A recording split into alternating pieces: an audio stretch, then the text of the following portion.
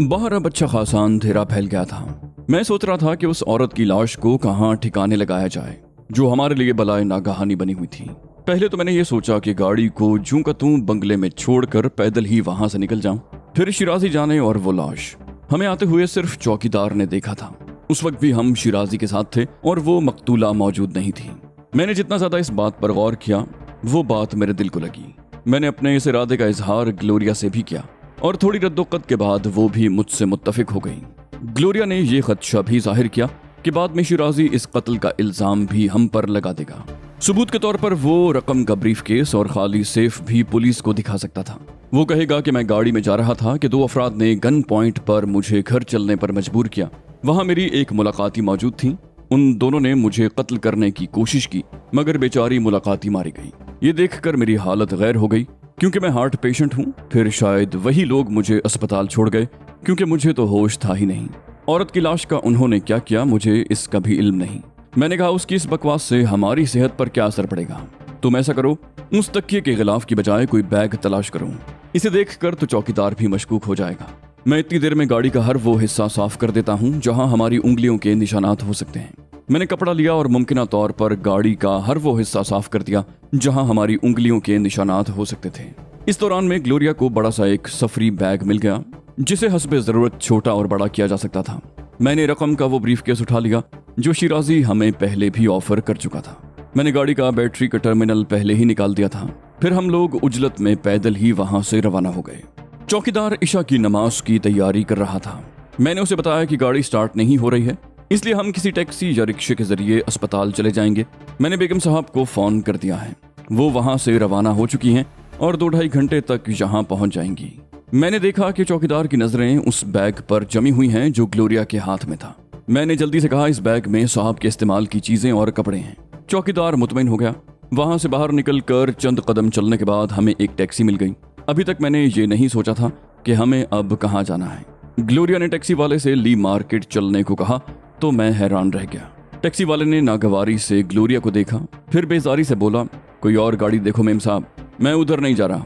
मैंने मुदाखलत की, कहा मेम साहब उर्दू नहीं समझती, जो कुछ कहना है मुझसे कहो। टैक्सी वाला खूंखार लहजे में बोला तुमने सुना नहीं कि मैं उस तरफ नहीं जाऊंगा। वो 30-35 साल का जवान और कसरती जिस्म का शख्स था और शायद उसे अपने तनोतोष और ताकत पर बहुत नाज था। इसीलिए सवारियों से यूं बात करता था जैसे टैक्सी में बिठाकर उन पर एहसान कर रहा हो। मुझे ऐसे लोगों से न जाने क्यों अल्लाह वास्ते का बैर है जो पैसे लेकर भी यूं एहसान जताते हैं जैसे राह खुदा का काम कर रहे हों। मैंने हत्तुल इम्कान नर्म लहजे में कहा आखिर वहां जाने में क्या कबाहत है। वो बोला भाई जब मैंने कह दिया कि वहां नहीं जाऊंगा तो नहीं जाऊंगा। उन कंगले नशेबाजों के पास होता क्या है, वहां ये लोग नशे की तलाश में जाते हैं और अक्सर किराया भी नहीं देते। वो तल्ख लहजे में बोला इन दिनों ली मार्केट में चरस वगैरह वाफिर मिकदार में मिलती है। मैंने कहा अगर ये बात है तो तुम किराया एडवांस ले लो। मेम साहब नशे की शौकीन नहीं है, ये वहां अपने भाई की तलाश में जा रही हैं। मैंने जेब से 100 का एक नोट निकाल कर ड्राइवर की तरफ बढ़ा दिया। ड्राइवर मेरे नर्म लहजे को मेरी कमजोरी समझा। बोला बात पैसे की नहीं उसूल की है। जब मैंने एक दफा इनकार कर दिया तो फिर कर दिया। मैंने तज़हीक आमेज लहजे में कहा उसूल की बात तो यह है कि जब तुमने गाड़ी रोड पर निकाली है तो तुम्हें पैसेंजर की फरमाइश पर जहन्नम में भी जाना पड़ेगा। उसने भी तल्ख लहजे में कहा अच्छा ज्यादा बकबक मत करो और इस सफेद कुतिया समेत नीचे उतरो, मेरे धंधे का टाइम है। मैंने बिफर कर कहा तुमने मेरी बीवी को सफेद कुतिया कहा, मेरा ख्याल है कि अब तुम नीचे उतर जाओ, मुझे ड्राइविंग आती है। ड्राइवर ने एकदम मेरे मुंह पर घूंसा मार दिया। मैं इस हमले के लिए ज़हनी तौर पर बिल्कुल तैयार नहीं था इसलिए चंद लम्हों तक चकरा कर रह गया। इस मौके से फायदा उठाकर उसने ताबड़तोड़ 3-4 घूंसे मेरे पेट में जड़ दिए। उस कमबख्त का हाथ बहुत सख्त था, वो था भी किसी गेंडे की तरह जानदार। फिर उसने अगली नशिस्त का दरवाजा खोला और मुझे बाहर धकेलने की कोशिश की। चेहरे पर घूंसा पड़ने से मैं चंद लम्हे के लिए चकरा गया था मगर उसके बाकी घूंसे मुझ पर ज्यादा असरअंदाज न हो सके। मैं इस दौरान में संभल चुका था। उसने दोबारा मुझे बाहर की तरफ धकेलने की कोशिश की तो मैंने उसकी वही कलाई मजबूती से पकड़ ली और झटका देकर उसे मजीद नजदीक कर लिया। फिर मैं सफ़ाक लहजे में बोला अगर तुम अपना हाथ नहीं तुड़वाना चाहते तो खामोशी से नीचे उतर जाओ। वो बोला तुम आखिर हो कौन, बदमाश हो, लोगों की गाड़ियां छीनते हो, क्या कहीं से चोरी करके आ रहे हो। मैंने उसकी कलाई पर दबाव मजीद बढ़ा दिया। कहा मैंने तो तुमसे शराफत से चलने को कहा था, मार पिटाई तो तुमने ही शुरू की थी, अब इसकी सजा कौन भुगतेगा, चलते हो या तुम्हारा हाथ तोड़ दूं। वो भिन्ना कर बोला ये अच्छी जबरदस्ती है। तुम मुझे जबरदस्ती ले जाओगे? मैंने मजीद बहस करना मुनासिब न समझा और इत्मीनान से हाथ बढ़ाकर उसकी समत का दरवाजा खोल दिया। फिर उसे इतनी जोर से धक्का दिया कि वो टैक्सी से बाहर औंधे मुंह जमीन पर गिर पड़ा। उसके साथ ही मैं अपनी तरफ के दरवाजे से उतरा और लपक कर उसके सर पर पहुंच गया। वो उस वक्त तक खड़ा हो चुका था और मुझ पर हमला करने की तैयारी कर रहा था। मैं इस मामले को ज्यादा तूल नहीं देना चाहता था, इसलिए मैंने आगे बढ़कर उसके चेहरे पर जोरदार हाथ रसीद कर दिया। एक ही थप्पड़ में वो टैक्सी से टकराया और जमीन पर गिर गया। मैंने उसका गिरबान पकड़कर उठाने की कोशिश की तो उसकी कमीज का कुछ हिस्सा मेरे हाथ में आ गया। मैंने उसी शिद्दत से दूसरा थप्पड़ भी रसीद कर दिया। वो फिर उलट कर गिरा। मैं दोबारा उसे उठाने के लिए झुका तो वो जल्दी से बोला, मैं तैयार हूँ, जहां तुम कहोगे ले जाऊंगा। मैंने तंजिया लहजे में कहा, बस इतनी ही हेकड़ी थी। असल में तुम लोग कमजोर और शरीफ आदमियों पर रोब जमाकर खुद को बदमाश समझते हो। चलो बैठो गाड़ी में। वो खामोशी से स्टीयरिंग पर बैठ गया, मगर बार बार अपना चेहरा सहला रहा था और कमीज के दामन से होंठों से बहने वाला खून खुश्क कर रहा था। थप्पड़ों की वजह से उसके होंठ फट गए थे। वो चंद लम्हे सर झटकता रहा, फिर गाड़ी स्टार्ट करके आगे बढ़ा दी। गाड़ी में चंद लम्हे खामोशी रही। इस दौरान में ग्लोरिया तो कुछ न बोली। ऐसा लग रहा था जैसे वो गाड़ी में मौजूद ही ना हो। ड्राइवर ने खामोशी को तोड़ा, बोला, ली मार्केट में आप कहाँ जाएंगे? मैंने घूमकर यही सवाल ग्लोरिया से किया, क्योंकि ली मार्केट का नाम उसी ने लिया था। मेरा जहन तो उस वक्त बिल्कुल सपाट था। उसने तल्ख लहजे में कहा, मैं कुछ दिनों से नोट कर रही हूँ कि तुम्हारी खोपड़ी पर बर्फ जम गई है, बिनाई जायल हो गई है और बाज़ औक़ात तुम्हारे सामने खड़ा हुआ हाथी भी नजर नहीं आता। तुम एक ऐसे आदमी बनकर रह गए हो जिसकी तमाम सलाहियत उसकी जिस्मानी ताकत में पोशीदा हो। आखिर तुम्हारे जहन को जंग क्यों लग गया है? मैंने कहा, अगर तुम्हारी तकरीर खत्म हो गई हो तो ड्राइवर को ये भी बता दो कि ली मार्केट में कहाँ जाना है, वरना वो हमें किसी चरस के अड्डे पर ले जाकर उतार देगा। ग्लोरिया ने बुरा सा मुंह बनाकर कहा, इसे बताओ कि हम ली मार्केट के दरबार होटल में जाएंगे। फिर वो आहिस्ता आहिस्ता न जाने क्या बड़बड़ाने लगी। ग्लोरिया के मुंह से ली मार्केट के दरबार होटल का नाम सुनकर ड्राइवर का हाथ स्टीयरिंग पर कांप कर रह गया। इतनी इंग्लिश तो वो भी समझ सकता था कि ग्लोरिया कहाँ जाना चाहती है। ड्राइवर ने पूछा, तुम लोग वहां जाकर क्या करोगे? उसका अंदाज ऐसा था जैसे बुजुर्ग शरारती बच्चों से किसी नापसंदीदा जगह जाने के बारे में पूछते हैं। मैंने तंजिया कहा, क्यों, वहां क्या कर्फ्यू लगा हुआ है? उसने कहा, वो अच्छे लोगों का इलाका नहीं है। फिर तुम्हारे साथ एक गैर मुल्की लड़की भी है। वहां जाकर तुम माल से तो हाथ धो ही लोगे, मगर लड़की के चक्कर में जान से भी जा सकते हो। मेरा मशवरा तो यही है कि वहां मत जाओ। मैंने कहा, तुम्हारा क्या ख्याल है, मैं किसी प्राइमरी स्कूल का टीचर हूँ या कोई वाइज जो उन्हें नेक रास्ता दिखाने जा रहा है? फिर मैंने एकदम रिवॉल्वर निकाल लिया। फिर कहा, मैं भी बरसों से इसी की कमाई खा रहा हूँ। वो बोला, मैं मानता हूँ कि तुम बहुत जीदार हो, मगर वो एक दो नहीं होंगे। वो सब लम्हों में तुम्हारी हड्डी पसली एक कर देंगे और तुम्हारा ये खिलौना जिसकी तुम कमाई खाते रहे हो तुम्हारी जान नहीं बचा सकेगा। फिर उनका दादा दिलावर तो इंतहाई जालिम है। वो जिंदा बंदे के जिस्म पर चाकू से चरके लगाता है, उन पर नमक छिड़क कर लुत्फानंदोज होता है। मेरी मानो तो लौट जाओ, मैं तुमसे कोई किराया भी नहीं लूंगा। मैंने हंस कर कहा, आखिर तुम्हें मुझसे अचानक इतनी हमदर्दी क्यों हो गई? जान तो मेरी जाएगी ना, अभी तुम खुद भी तो मेरी जान लेने ही वाले थे।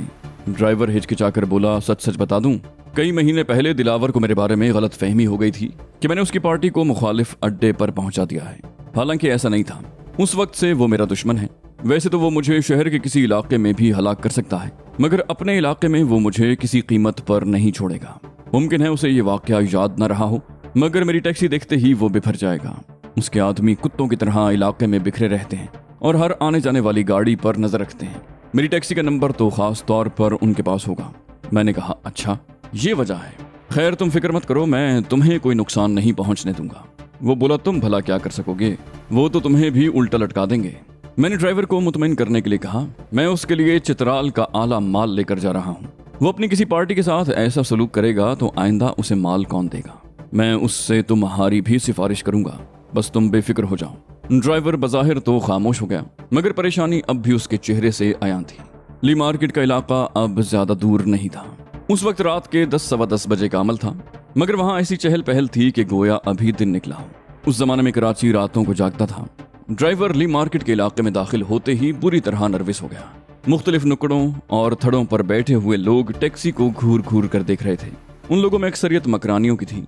दिन भर ये लोग मेहनत मजदूरी करते थे, गधा गाड़ी और ऊंट गाड़ी चलाते थे, फिश हार्बर पर काम करते थे और शाम को अपनी कमाई चरस के नशे और जुए में उड़ाने के बाद घर की राह लेते।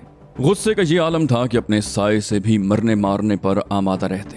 ड्राइवर ने टैक्सी दरबार होटल के सामने रोकी तो उसके चेहरे पर मौत की जर्दी खंडी हुई थी। होटल से आने वाली रोशनी में उसका चेहरा किसी ऐसे मुलजिम का चेहरा लग रहा था जिसे फांसी घाट पर लाकर छोड़ दिया गया हो और कोई दम में दिलावर उसके पैरों के नीचे से तख्ता खींच लेगा। मैंने उसे इत्मीनान से बैठने का इशारा किया और ग्लोरिया को आने का इशारा करते हुए खुद भी नीचे उतर गया। मैंने एहतियातन रकम का ब्रीफकेस और ग्लोरिया ने बैग भी उतार लिया था कि कहीं ड्राइवर नर्वस होकर भाग ही न जाए। हमें देखकर हर शख्स हमारी तरफ मुतवज्जे हो गया।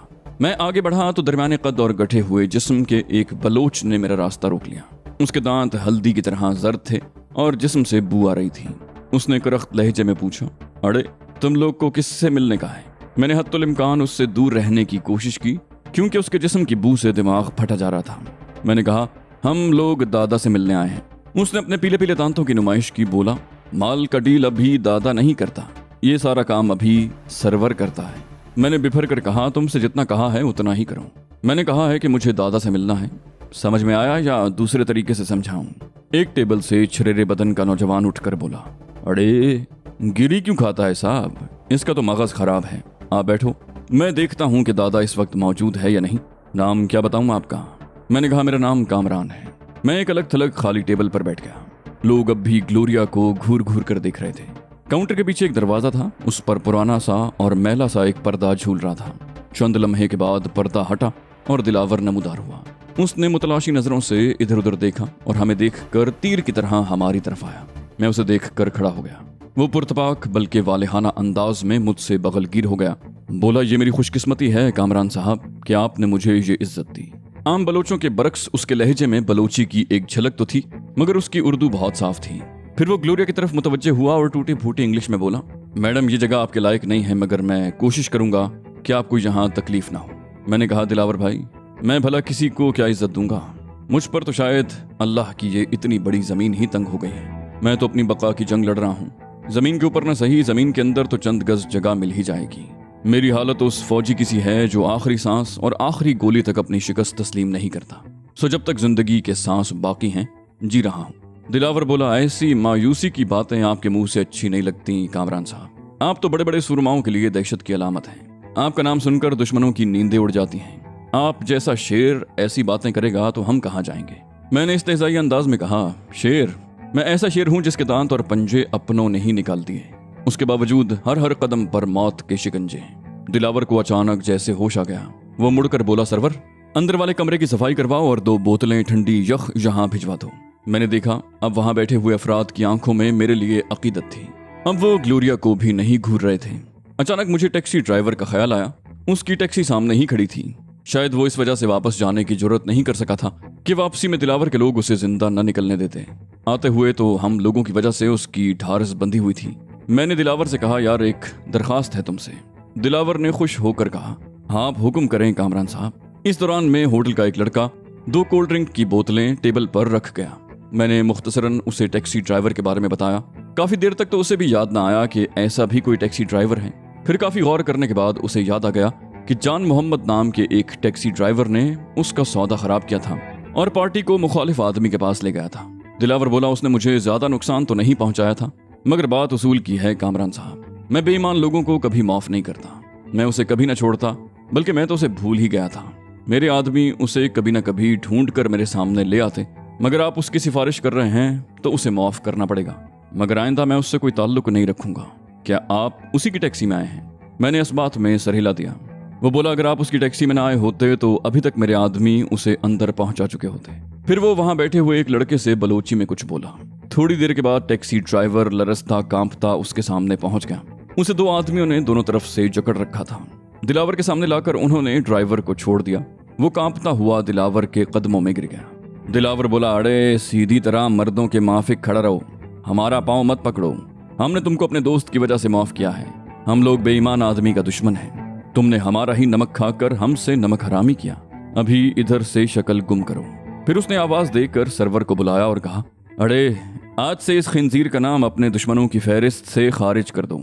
बस आइंदा ये इस इलाके में नजर ना आए।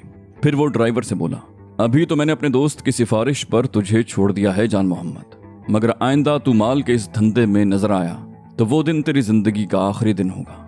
ये कहकर उसने जेब से 100 के 3 नोट निकाले और जान मोहम्मद की तरफ फेंकते हुए बोला, अभी गुम हो जाओ इधर से, मेरा एक आदमी तुझे यहाँ से बाहर निकाल देगा, जा दफा हो जा। फिर उसने एक आदमी को हुक्म दिया, इस खंजीर को इलाके से बाहर छोड़ कर आओ, सरवर तो अब कल ही से अहकामात जारी करेगा। इसी दौरान में दिलावर के एक आदमी ने बताया कि मेहमानों के लिए कमरा तैयार है। दिलावर ने मुझसे और ग्लोरिया से अंदर चलने को कहा। काउंटर के पीछे पर्दा हटाकर हम अंदर दाखिल हुए तो बैठक नुमा एक कमरा था।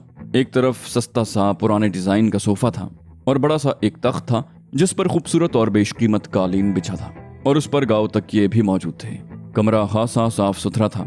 तख्त के नजदीक एक मेज पर शराब की आधी बोतल और एक गिलास भी मौजूद था जो अब भी आधा भरा हुआ था। हमारे आने से पहले शायद दिलावर में नोशी में मसरूफ था। वो अच्छा खासा बड़ा कमरा था। उसके इंतहाई सिरे पर एक जीना था। दिलावर वहां रुकने की बजाय जीने की तरफ बढ़ गया। पहले मेरा ख्याल था कि दिलावर ने हमारे लिए उसी कमरे का बंदोबस्त किया है। हम जीना चढ़कर ऊपर कॉरिडोर में पहुंचे। उसमें आमने सामने 4 कमरे थे। दिलावर उन्हीं में से एक कमरे में दाखिल हो गया। उसकी सजावट देखकर मैं हैरान रह गया। कमरे में वॉल टू वॉल कारपेट था, बेशकीमत पर्दे थे, इंतहाई नफीस किस्म का डबल बेड था और अटैच बाथरूम भी।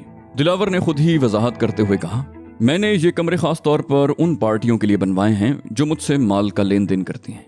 इनमें ज्यादातर गैर मुल्की होते हैं। उनकी खातिर मदारत का इंतजाम तो करना पड़ता है। मैंने दीवार की अलमारी में अपना ब्रीफकेस और ग्लोरिया का हैंड बैग रख दिया। फिर अचानक मुझे उस रकम का ख्याल आया जो हमारी गाड़ी में मौजूद थी। मसला रकम का नहीं था, अफसोस तो मुझे उन दवाओं और सुफूफ का था जो गाड़ी की डिक्की में रखे हुए थे। मैंने सोचा, दिलावर जैसे लोगों की पुलिस में भी अच्छी खासी जान पहचान होती है। वो गाड़ी यकीनी तौर पर पुलिस ले गई होगी और उसमें मौजूद रकम आपस में बांट भी ली गई होगी, मगर दवाओं और सुफूफ का ब्रीफकेस उन लोगों के लिए बेकार था। मुझे खदशा ये था कि कहीं वो उसे नाकारा समझकर जाया न कर दें। मैंने दिलावर से पूछा, तुम्हारी पुलिस के आला अफसरान से भी जान पहचान है या? वो बोला, मेरी जान पहचान तो आईजी तक है, मगर आपका केस खासा पेचीदा है। इस सिलसिले में आईजी भी कुछ नहीं कर सकेगा। मैंने कहा, मैं अपने केस की बात नहीं कर रहा। फिर मैंने उसे मुख्तसरन हाईवे पर पेश आने वाले वाक़ये के बारे में बताया। फिर कहा, मुझे अपनी गाड़ी चाहिए, उसमें अच्छी खासी रकम भी है और मेरी ज़ाती चीज़ें भी। मेरे ख्याल में वो इलाका तैमूरिया थाने का है। दिलावर हंसकर बोला, बस इतनी सी बात है, ये काम तो मैं इलाके के एसएसपी से भी ले लूंगा। आप मुझे गाड़ी का मेक, मॉडल और नंबर बताएं। पुलिस की क्या मजाल कि वो उसमें से एक पैसा भी हजम कर सके। मैं ये कहूंगा कि गाड़ी मेरी थी जिसे मैं ट्रैफिक जाम में छोड़ कर आ गया था। फिर उसने बेड की साइड टेबल पर रखा हुआ टेलीफोन सेट अपनी तरफ खिसकाया तो मालूम हुआ कि यहाँ टेलीफोन भी मौजूद है। उसने जेब से टेलीफोन इंडेक्स निकाल कर उसकी वरक गर्दानी की और कोई नंबर मिलाने लगा। सिलसिला मिलने पर बोला, हेलो, जरा एसएसपी साहब से बात करवाऊं। मैं दिलावर बोल रहा हूँ। चंद लम्हे इंतजार के बाद वो फिर बोला, एसएसपी साहब। दिलावर अर्ज कर रहा हूँ, माफ कीजिएगा मैंने आपको इस वक्त जहमत दी। जी, सोने के लिए लेट गए थे, मगर अब तो उठ गए ना। दिलावर के लहजे में तंज था।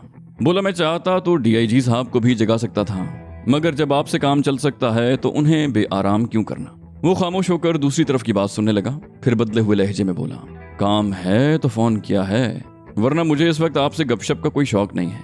काम की बात यह है कि आज हाईवे पर कोई हंगामा हो गया था। वहां मेरी गाड़ी ट्रैफिक जाम में फंस गई थी। मुमकिन है उसे अब तक थाने वाले ले गए होंगे।